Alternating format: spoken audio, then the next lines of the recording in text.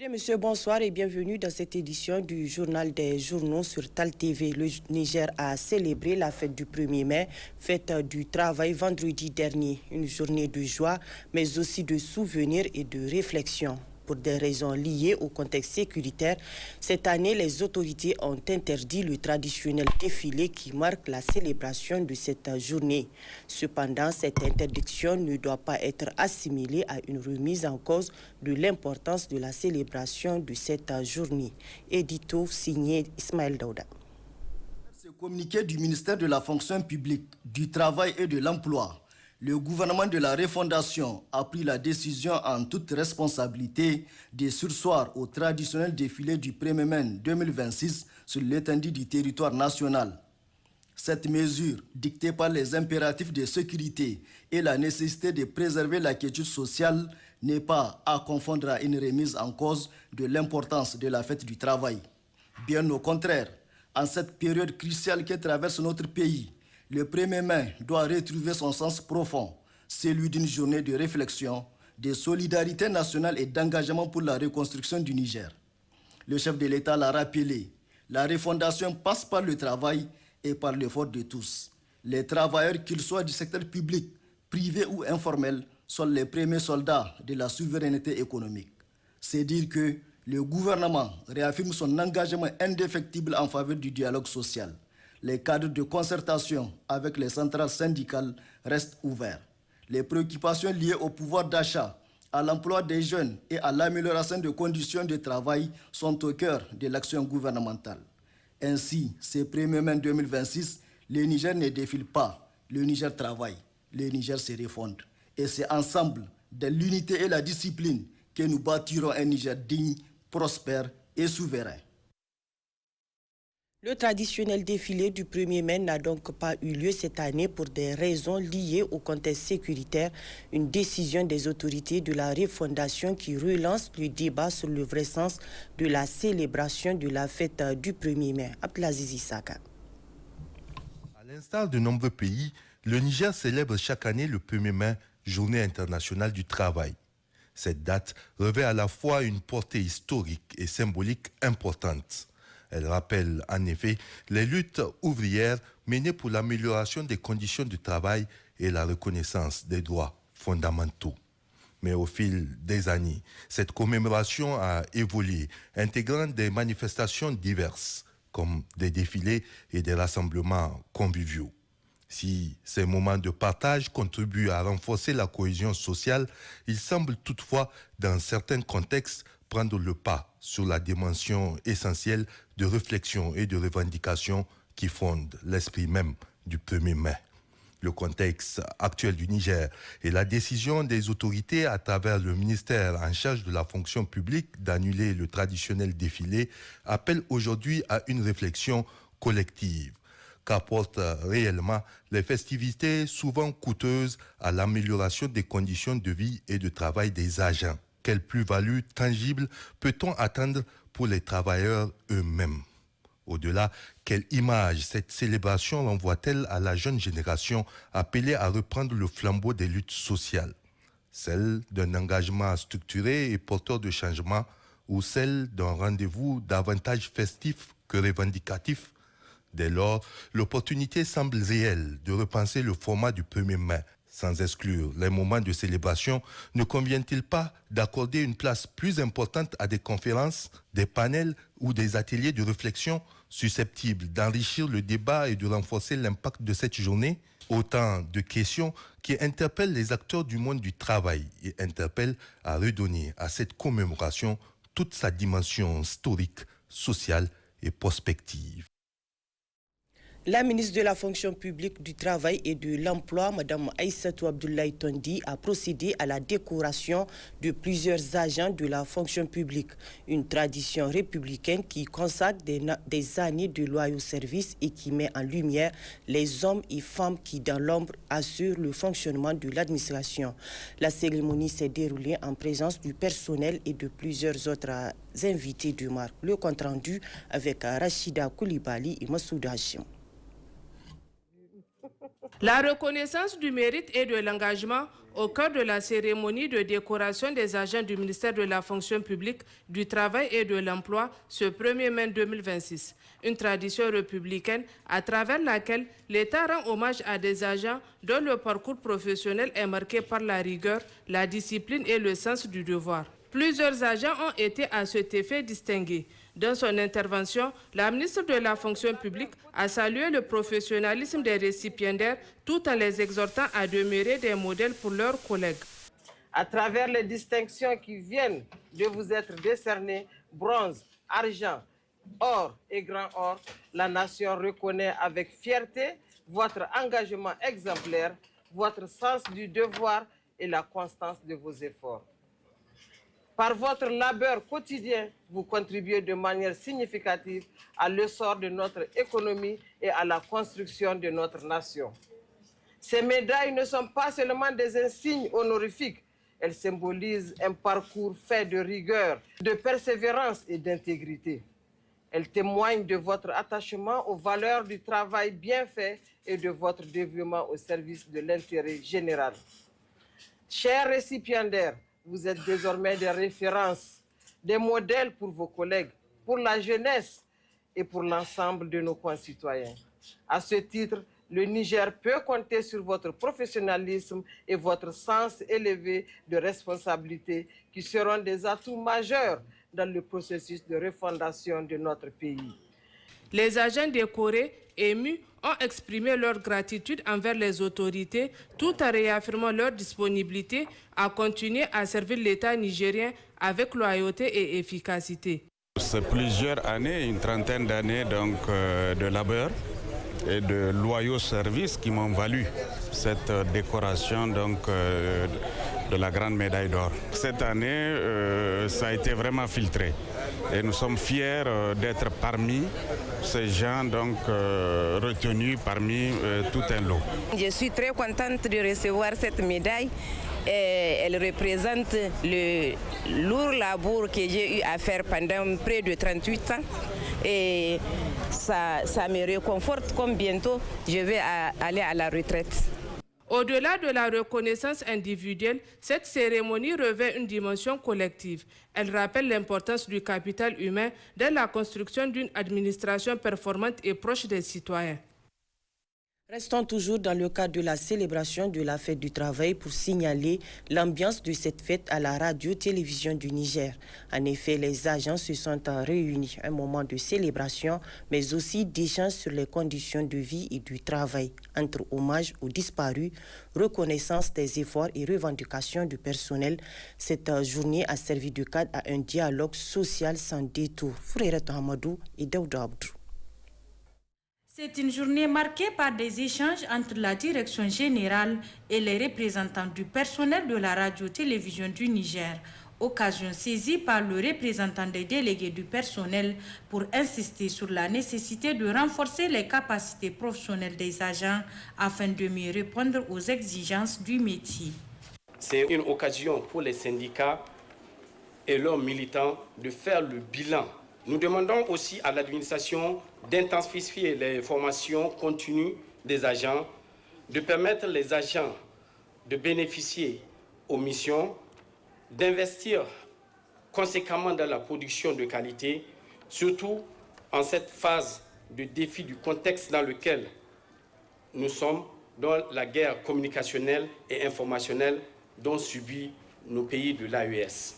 Nous ne finirons pas nos propos sans exprimer notre compassion et notre solidarité au peuple malien et travailleurs maliens en cette situation tragique survenue le 25 avril passé.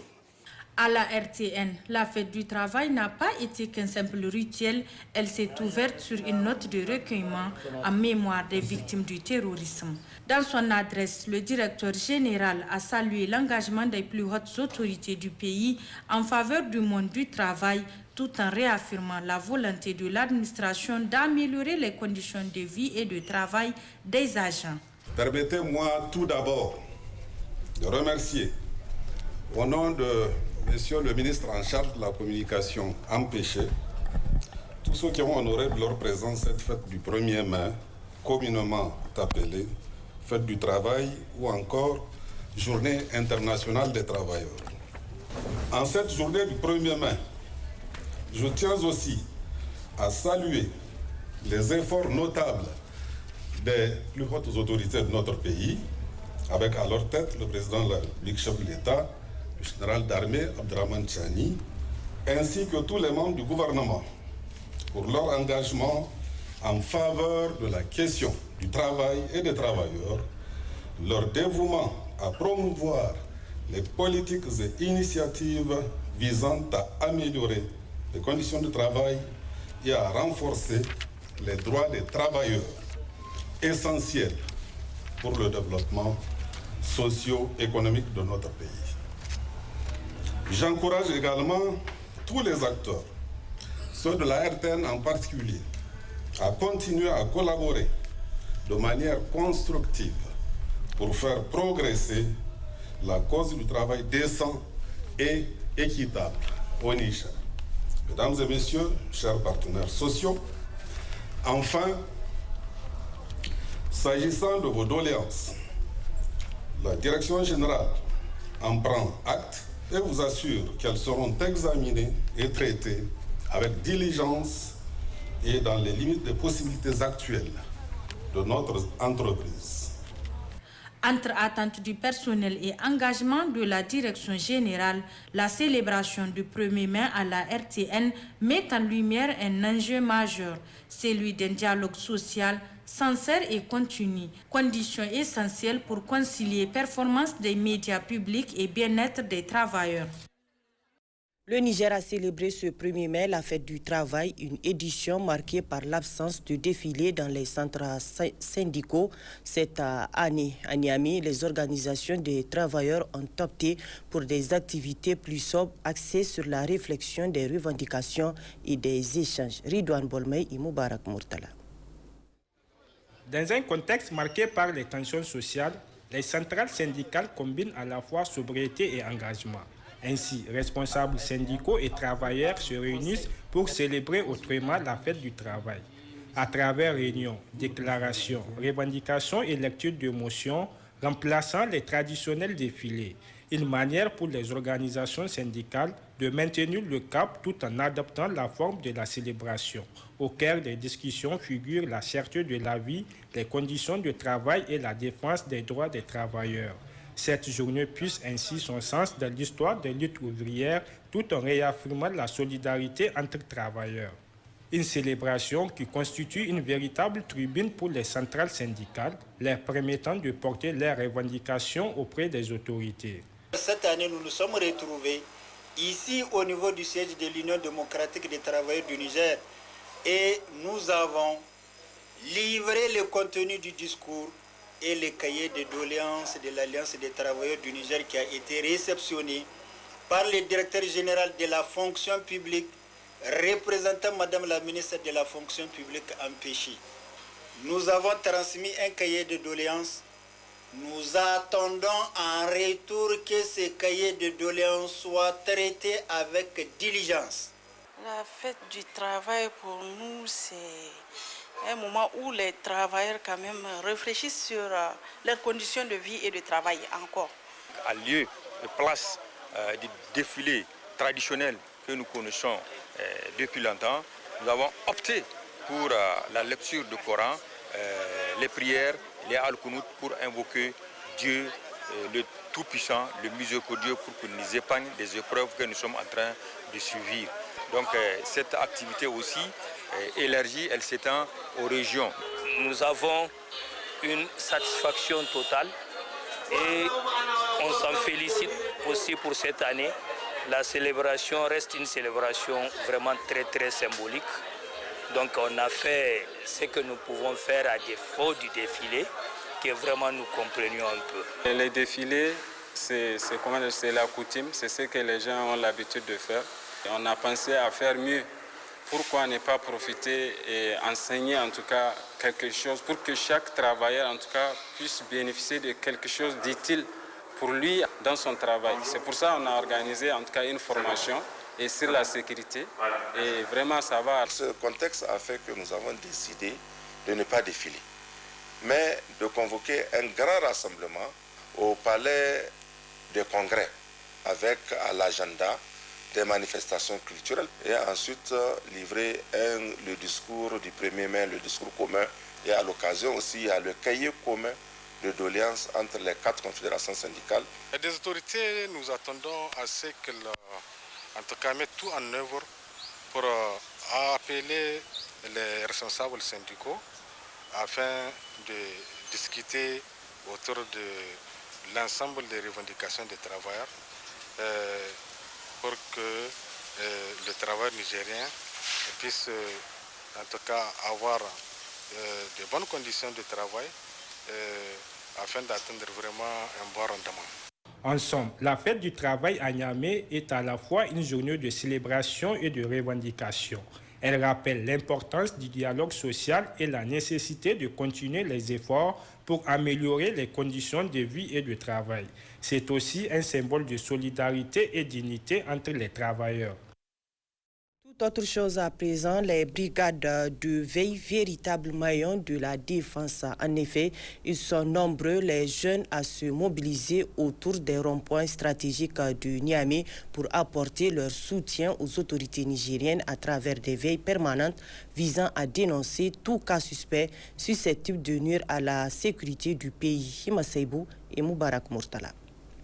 La jeunesse regroupée autour des brigades de veille est plus que jamais engagée et déterminée à intensifier la surveillance des entrées ainsi que les points stratégiques de Niamey à travers des veilles permanentes au niveau des carrefours clés, notamment Harobanda, Niamey 2006e ou Yantala. Une mobilisation qui, selon ces jeunes, vise avant tout à soutenir les forces de défense et de sécurité en dénonçant tout cas suspect afin de faire face aux menaces sécuritaires, tant internes qu'externes. Une manière également pour eux de soutenir et défendre la patrie. Il est important pour nous d'être vigilants, d'être très vigilants, d'être les yeux et les oreilles de nos FDS. Si aujourd'hui nous on est là sur le rond-point, c'est parce qu'on croit à notre refondation. Donc l'appel que moi je lance à la population surtout, d'être très vigilant, de venir travailler avec les brigades de veille pour qu'on puisse être vigilant, pour qu'on puisse être les oreilles et les yeux pour nos FDS, pour soutenir, parce que sans ça, ça ne peut pas y aller. Donc aujourd'hui, on est là, on continue de faire le combat, c'est pas pour nous seulement, c'est pour notre patrie et c'est pour la refondation. Nous, en tant que citoyens, en tant que civils, c'est à nous d'aider nos FDS pour qu'ils puissent mener leurs activités. Et sans l'information, ils ne peuvent pas arriver à bout de leurs efforts. Donc c'est à nous de les donner les informations qu'il faut, de dénoncer les complices. Les efforts engagés par les jeunes paraissent d'ores et déjà concourir à la maîtrise des tentatives de troubles à l'ordre public, traduisant ainsi une présence renforcée et une vigilance accrue sur le terrain. Nous sommes là jour et nuit. Il est temps. Ce n'est plus une question de bavarder, ce n'est plus une question de venir se chamailler entre nous. Non, c'est une question d'être vigilant. C'est une question d'être aux aguets pour que vraiment notre pays ne soit pas, et je veux dire aussi le pays de l'AES, ne soit pas victime de certaines malveillances qui sont là juste pour leur bien. Nous ne pouvons que féliciter et apporter tout notre soutien aux brigadiers. Ils sont là, vigilants, en train de vérifier tout ce qui se passe autour. Vous voyez l'Angouma, ici c'est une zone tampon parce que c'est la zone frontière entre Niamey et les autres communes environnantes. Donc c'est vraiment un endroit stratégique. Et ces jeunes ont décidé de sacrifier leur vie, de sacrifier surtout leur sommeil pour pouvoir venir défendre la patrie. Cette mobilisation des brigades de veille s'inscrit dans une dynamique de responsabilité citoyenne et d'engagement patriotique. Elle vise à renforcer la sécurité, à préserver la cohésion sociale et à accompagner les efforts des autorités dans la défense de la patrie.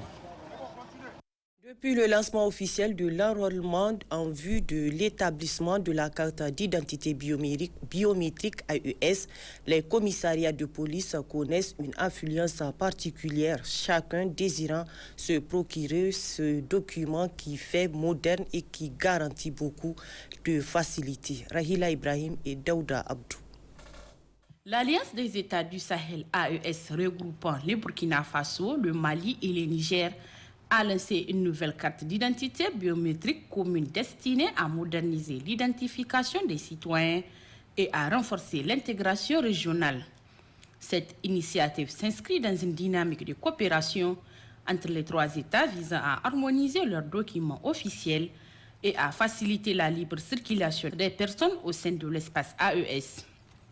La numérisation des données et donc d'état civil est nécessaire pour pouvoir repérer l'ensemble de toutes les informations sur tous les citoyens sans exception. Déjà, c'est sécurisé parce qu'il y a des codes QR et tout ça là. Ça permet à ce que quand l'individu entre en possession d'une carte d'identité nationale, qu'on sache que c'est bien lui. En même temps, on a accès à l'ensemble de toutes ces informations. Du point de vue appréciation, je pense que la carte biométrique est une bonne chose pour tous les citoyens de l'AES parce que c'est vraiment très bien du point de vue usage et du point de vue possession, ça ne dérange pas de trop. Et que sur le plan sécuritaire, vraiment, ça va apporter un soulagement extraordinaire par rapport à la possession. Je pense qu'il s'agit d'une très bonne chose pour les trois pays de l'AES parce que ça permet la libre circulation des personnes et des biens. Chaque citoyen d'un des trois pays doit se considérer comme étant vraiment citoyen des trois pays. Donc vraiment le problème de la libre circulation des personnes sera bien assuré avec cette carte. Au Niger, depuis le lancement officiel du processus d'enrôlement pour la carte nationale d'identité biométrique de l'Alliance des États du Sahel AES, les commissariats de police connaissent une forte affluence des citoyens désirant se faire enrôler.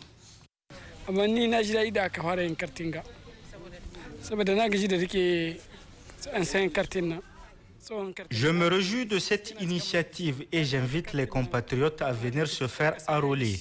C'est un acte de citoyenneté.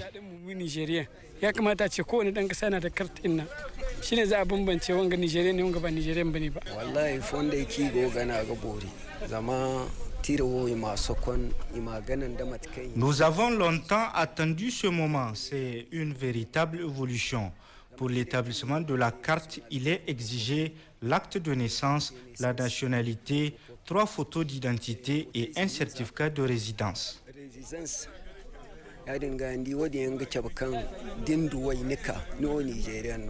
Je travaille dans un petit restaurant.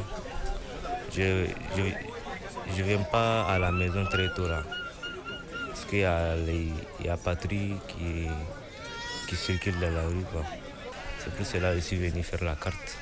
Je leur ai dit de venir faire la carte parce que c'est pour assurer leur sécurité. La carte biométrique de l'AES reflète à la fois l'importance du document et la forte atteinte des populations.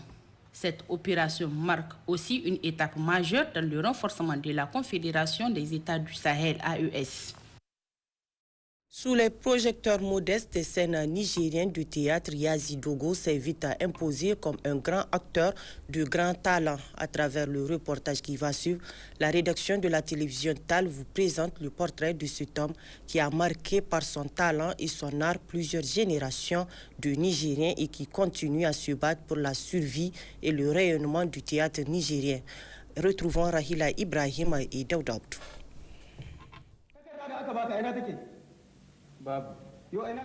Né vers 1942 à Maizari, dans la région de Dosso, dans le département de Douchi, ancien enseignant-chercheur et plus connu comme acteur nigérien.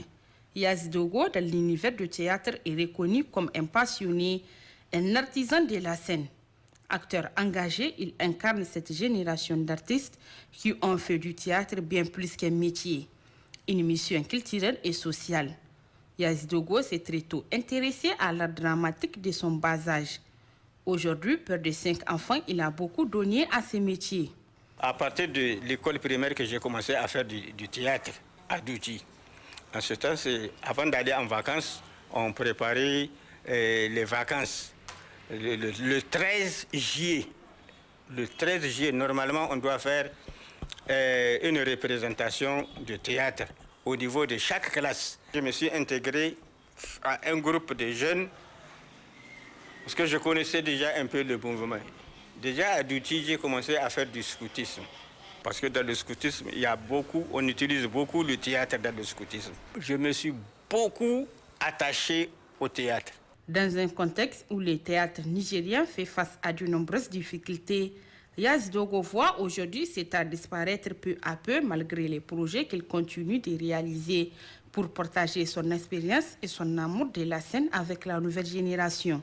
Depuis un certain temps, pour moi, le théâtre a chuté, il est tombé comme on dit.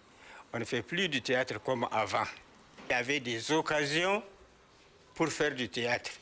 Il y avait cette histoire de semaine de la jeunesse, cette histoire de festival de la jeunesse. Jusqu'à présent, je fais du théâtre. Jusqu'à présent. Pas plus que la semaine dernière, on est venu, on a monté un petit spectacle. Malgré le manque de moyens et la baisse d'intérêt du public, il continue de croire en l'avenir de cet art. Sa persévérance témoigne d'un attachement profond à la culture nigérienne et d'une volonté de la voir perdurer. Aujourd'hui, Yazidogo apparaît comme l'un des visages d'un théâtre à résistance déterminée à maintenir vivante une tradition artistique essentielle au patrimoine du Niger. C'est ce que professe cette édition. Merci à vous de l'avoir suivi.